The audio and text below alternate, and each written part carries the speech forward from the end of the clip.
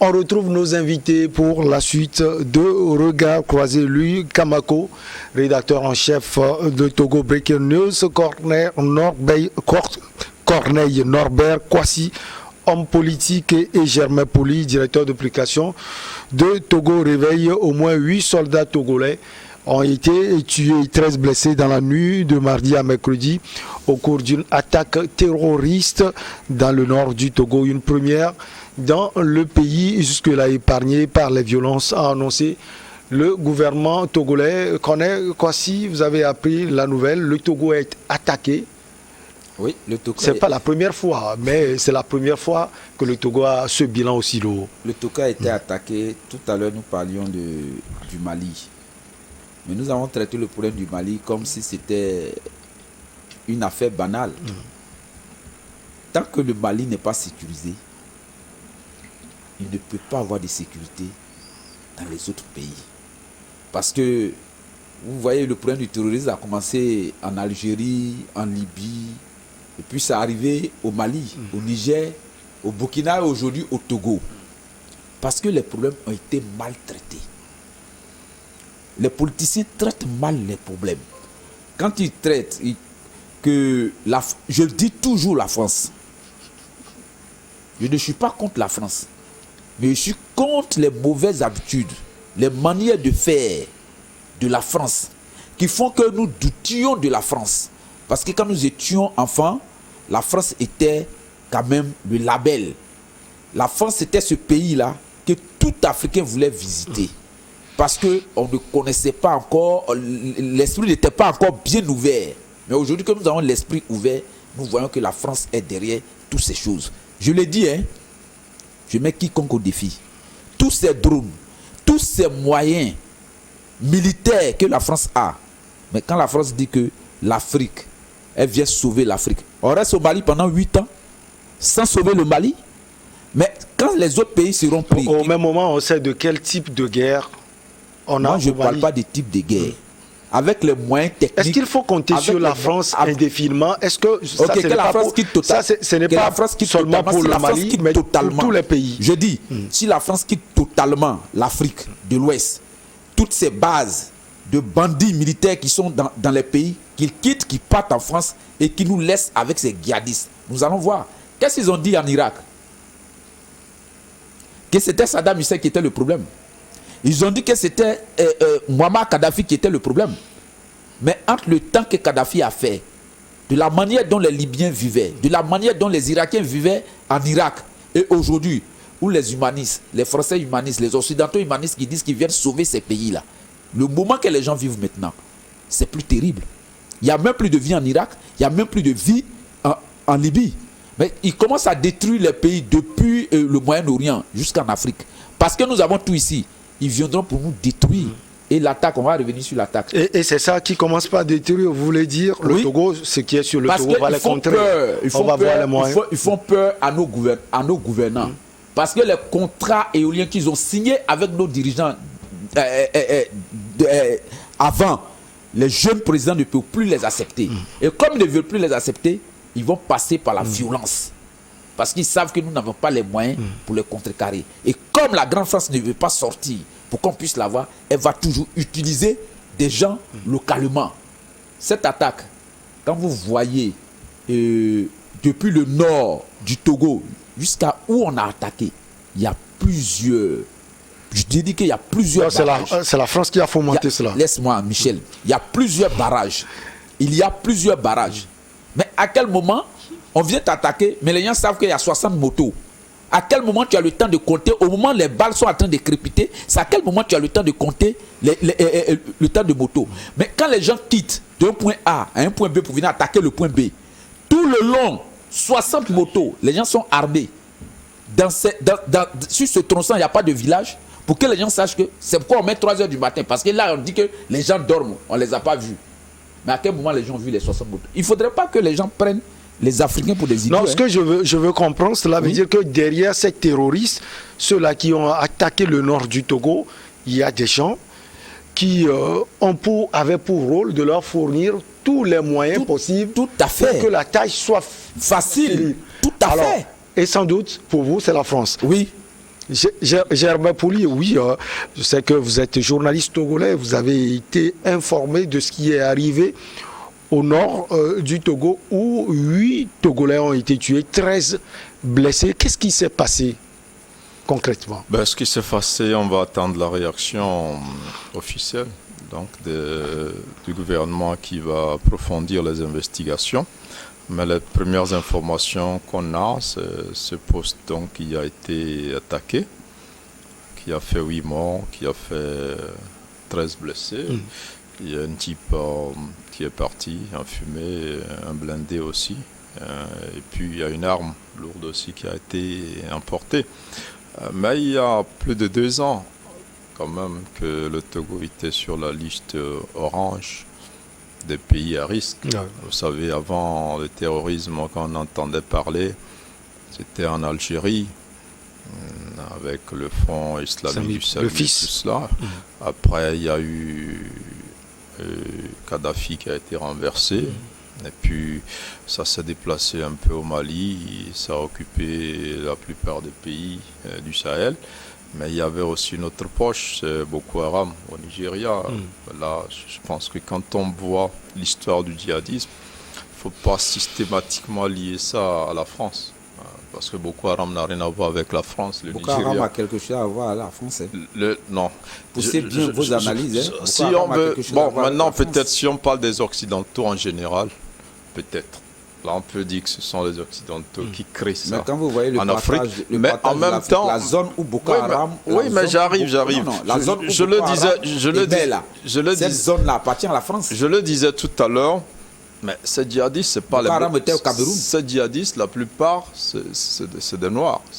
C'est même des gens qui sont recrutés. L'équipe de France, là, si les 22 jouaient bien les 11 entrants, il y a combien de Français? Oui, ce que je veux dire... Mais ce qu'il veut dire, c'est que c'est des Français d'origine africaine qui sont dans... C'est les Français. Il faut qu'on soit très clair. Bon, si on se voile la face, le problème de l'Afrique là va rester nous sommes journalistes. Oui, mais vous êtes journaliste. Voilà, oui. Vous êtes un homme politique. Vous pouvez faire des déclarations sans preuve. C'est parce que vous êtes journaliste. Non, c'est grave ce que vous dites.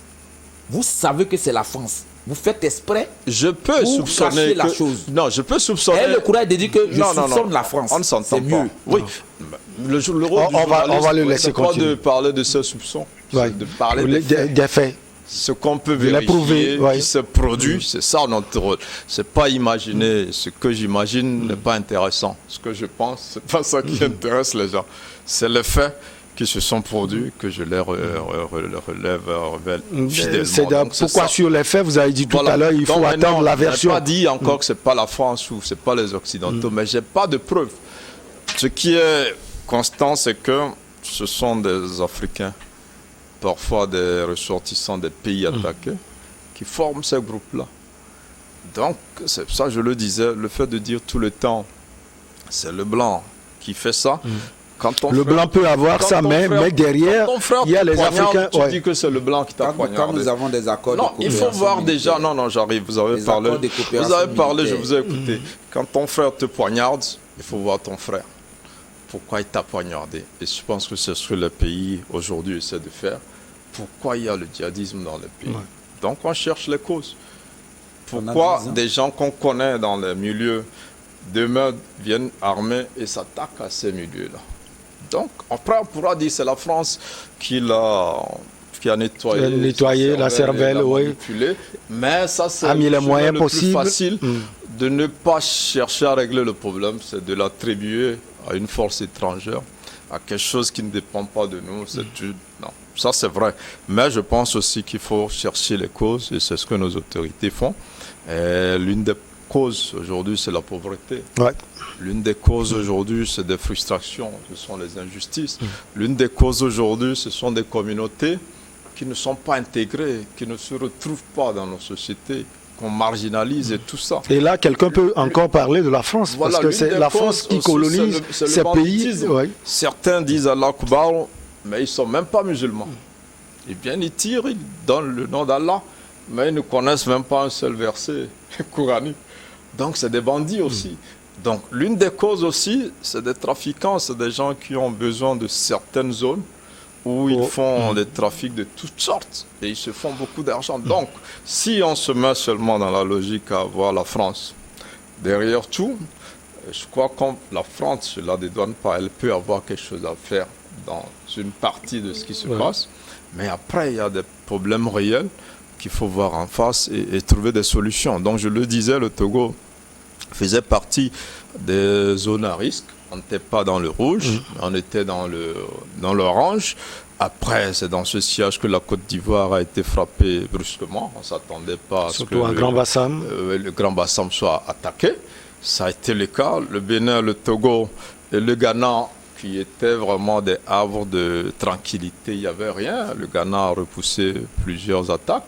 Et le Bénin a été frappé. Il y a quelques mois, on se disait, mais le Togo, voilà, aujourd'hui, je crois qu'avec l'attaque du Togo, ce n'est plus le Sahel seul qui est concerné, mais c'est que ces réseaux-là veulent avoir un accès à la mer, veulent attaquer les pays côtiers. Donc il n'y a que le Ghana aujourd'hui qui est sous menace, mais qui a échappé jusqu'ici, et ce n'est pas sûr que ce pays pourra encore résister longtemps. Donc aujourd'hui, la réalité est là. Les dernières forteresses qui résistaient, ce n'est pas encore à un degré très alarmant, mais c'est assez symbolique le fait que le Togo ait été touché. Parce que pendant longtemps, le pays a mis des moyens pour espérer être à l'abri de ces attaques-là, mais finalement, ça a eu lieu. Et donc, c'est toute la sous-région aujourd'hui. Ce n'est plus un problème du Sahel, et ça se généralise. Il faut trouver les causes profondes. Ce n'est pas tous ces pays qui sont touchés n'ont pas de problème avec la France. Le Ghana, le Nigeria, j'en parlais, ce pas des colonies françaises. Mais il faut donc aller vers des solutions plus concertées. Et en même temps, ça inquiète en tant que Togolais, parce qu'on attendait, vous entendez à la radio, tel militaire, telle population a été tuée dans tel pays. Aujourd'hui, ça vous dit que demain, ça peut être à Lomé qu'on peut assister à un attentat comme ça. Ça peut être à Kara, ça peut être à Sokodi, d'Apparon, dans n'importe quelle ville. Ça veut dire que le phénomène est là. Il faut travailler pour le contrer. Il faut prévenir ce qu'on peut. Et il faut combattre aussi ce qu'on peut. Et c'est vraiment un défi de taille. Parce que depuis hier, le Togo aujourd'hui est vu autrement sur la carte des pays victimes du terrorisme. La seule attaque enregistrée, c'était en novembre 2021, avec ce qui s'est produit dans la nuit du 10 au 11 mai 2022. Il faut dire, le Kamako, comme Germain l'a dit tout à l'heure, le Togo est vu autrement sur la carte du monde. Oui, le Togo, il est vu autrement. Le pays fait partie des pays, des nations attaquées par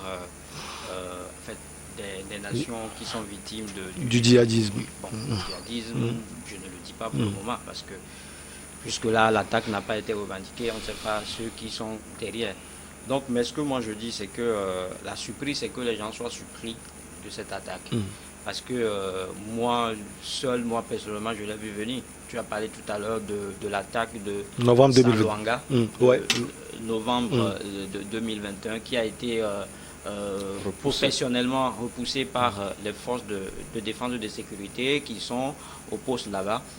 Et ce n'est pas un défi lancé à ces forces qui à chaque fois mettent les moyens. C'est une manière de dire à l'armée togolaise, écoutez, vous êtes forte, mais nous aussi on est là, on est capable de vous prendre à chaque moment. Oui, c'est un défi, surtout que le Togo depuis un bon moment est devenu une curiosité pour ces attaques-là, parce que vous le savez tous les pays de la sous-région en ont été victimes, à part le Bénin qui en fait les frais aussi ces derniers temps, et le Ghana.